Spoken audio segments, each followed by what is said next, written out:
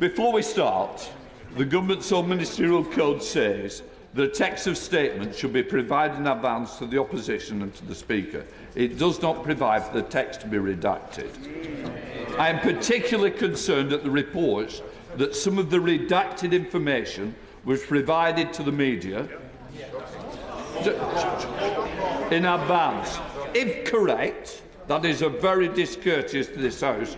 I take it very seriously. Or it could well be that it's been leaked, in which case I hope there will be an inquiry to what has happened here. I will therefore ask the Prime Minister to look into what has happened in this case and report back to me and to the House as soon as possible. Prime Minister. Mr. Speaker, can I begin by giving my word to this House that this was not given to the media? I will absolutely have an inquiry into this, but I would not be that discourteous. I spoke to you this morning, Mr. Speaker. I wouldn't be discourteous to you or to the Leader of the Opposition in that way, or to the House, and I give you that assurance from this dispatch box. And I apologise to the Leader of the Opposition, and I will make that inquiry. Mr. Speaker, 3 years since Russia launched its vile assault on Ukraine, I would like to address the international situation and the implication for Britain's national security. Mr. Speaker, in my first week as Prime Minister, I travelled to the NATO summit in Washington with a simple message: that NATO and our allies could trust this government would fulfil Britain and indeed the Labour Party's historic role to put our collective security first.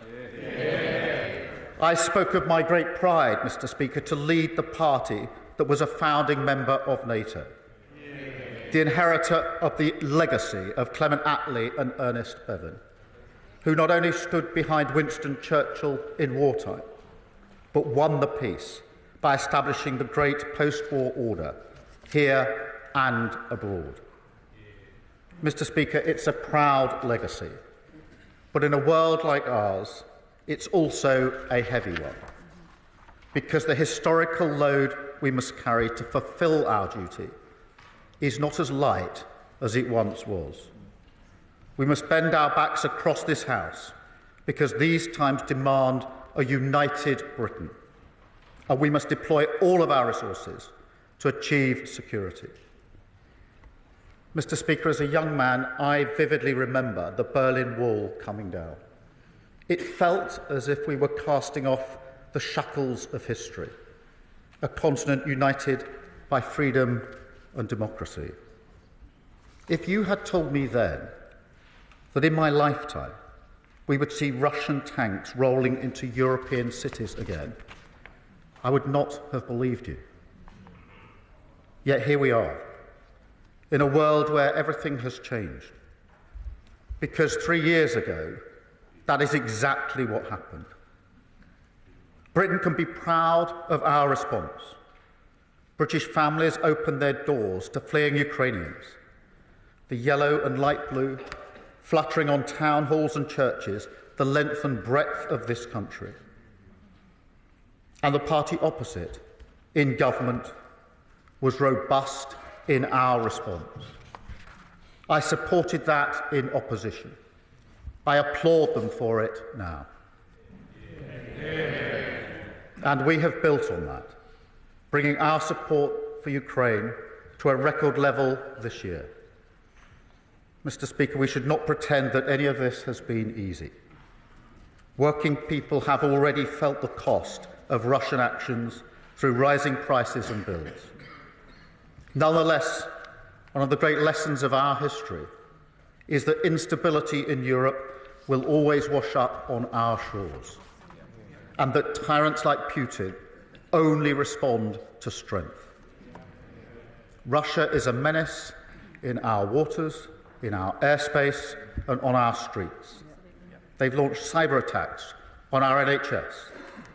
Only 7 years ago, a chemical weapons attack on the streets of Salisbury.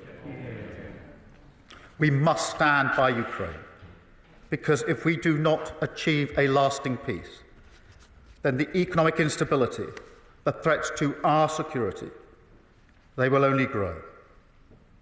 And so, as the nature of that conflict changes, as it has in recent weeks, it brings our response into sharper focus. A new era that we must meet, as we have so often in the past, together and with strength. Mr. Speaker, the fundamentals of British strategy are unchanged. I know that the current moment is volatile, but there is still no good reason why they cannot endure. So let me spell out to the House exactly how we will renew them for these times. First, NATO is the bedrock of our security and will remain so. Yeah. It has brought peace for 75 years. It is as important today as the day on which it was founded. Putin thought he would weaken NATO. He's achieved the exact opposite. Yeah. And it remains the organisation that receives the vast bulk of our defence effort in every domain, and that must continue. Second, we must reject any false choice between our allies, between one side of the Atlantic or the other. That is against our history, country and party, because it's against our fundamental national interest. The US is our most important bilateral alliance. It straddles everything from nuclear technology to NATO to Five Eyes, AUKUS and beyond. It survived countless external challenges in the past. We fought wars together with the closest partners in trade, growth and security. So this week, when I meet President Trump, I will be clear. I want this relationship to go from strength to strength. Yeah. But, Mr. Speaker, strength in this world also depends on a new alliance with Europe. As I said in Paris last week, our commitment to European defence and security is unwavering. But now is the time to deepen it. So we will find new ways to work together on our collective interests and threats, protecting our borders, bringing our companies together, seeking out new opportunities for growth. Third, Mr. Speaker, we seek peace, not conflict. And we believe in the power of diplomacy to deliver that end. That, of course, is most pressing in Ukraine. Nobody in this House or this country wants the bloodshed to continue. Nobody. And, Mr. Speaker, I've seen the devastation in Ukraine firsthand. What you see in places like Bucha, that never leaves you. But for peace to endure in Ukraine and beyond, we need deterrence. I know that this House will endorse the principle of winning peace through strength. Yeah. So we will continue to stand behind the people of Ukraine. We must ensure they negotiate their future, and we'll continue to put them in the strongest position for a lasting peace.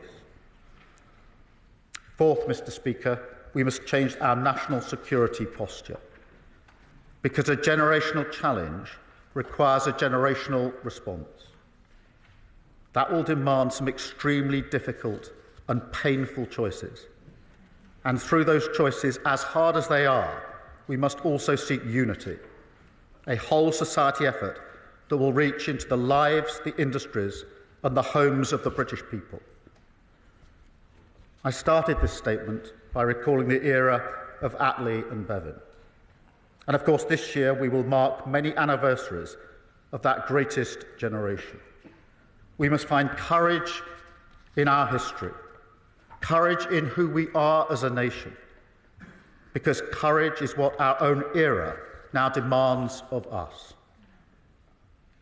So starting today, I can announce this government will begin the biggest sustained increase in defence spending since the end of the Cold War. Yeah. We will deliver our commitment to spend 2.5% of GDP on defence, but we will bring it forward so that we reach that level in 2027. Yeah. And we will maintain that for the rest of this Parliament. And let me spell that out, Mr. Speaker. That means spending £13.4 billion more on defence every year from 2027. But, Mr. Speaker, we also face enemies that are sophisticated in cyber attacks, sabotage, even assassination. And so our intelligence and security services are an increasingly vital part of protecting both us and our allies. So on top of the funding of 2.5% that I've just announced, going forward we will recognise the incredible contribution of our intelligence and security services to the defence of the nation, which means taken together we will be spending 2.6% on our defence from 2027. But, Mr. Speaker, we must go further still. I've long argued that in the face of ongoing generational challenges, all European allies must step up and do more for our own defence. So, subject to economic and fiscal conditions and aligned with our strategic and operational needs, we will also set a clear ambition for defence spending to rise to 3% of GDP in the next Parliament. Mr. Speaker, I want to be very clear. The nature of warfare has changed significantly. That is clear from the battlefield in Ukraine. And so we must modernise and reform our capabilities as we invest. I equally want to be very clear that, like any other investment we make, we must seek value for money. And that's why we're putting in place a new defence reform and efficiency plan, jointly led by my right honourable friends, the Chancellor and the Defence Secretary. This investment means that the UK will strengthen its position as a leader in NATO and in the collective defence of our continent. And we should welcome that role. It is good for our national security. It is also good for the defining mission of this government to restore growth to our economy, and we should be optimistic of what it can deliver in those terms. But, Mr. Speaker, in the short term, it can only be funded through hard choices. And in this case, that means we will cut our spending on development assistance, moving from 0.5% of GNI today to 0.3% in 2027, fully funding our increased investment in defence. I want to be clear to the House. That is not an announcement I am happy to make. I'm proud of our pioneering record on overseas development, and we will continue to play a key humanitarian role in Sudan, in Ukraine and in Gaza, tackling climate change, supporting multinational efforts on global health and challenges like vaccination. In recent years, the development budget was redirected towards asylum backlogs, paying for hotels. So as we're clearing that backlog at a record pace, there are efficiencies that will reduce the need to cut spending on our overseas programmes. But nonetheless, it remains a cut, and I will not pretend otherwise. We will do everything we can to return to a world where that is not the case and rebuild a capability on development. But at times like this, the defence and security of the British people must always come first. That is the number one priority of this government. But, Mr. Speaker, it's not just about spending. Our whole approach to national security must now change. We will have to ask British industry, British universities, British businesses and the British people to play a bigger part. Use this to renew the social contract of our nation, the rights and responsibilities that we owe one another. The first test of our defence policy is, of course, whether it keeps our country safe. But the second should be whether it improves the conditions of the British people. Does it help provide the economic security that working people need? Because ultimately, as Attlee and Bevan knew, that is fundamental to national security as well. We will use this investment as an opportunity. We will translate defence spending into British growth, British jobs, British skills, British innovation. We will use the full powers of the Procurement Act to rebuild our industrial base.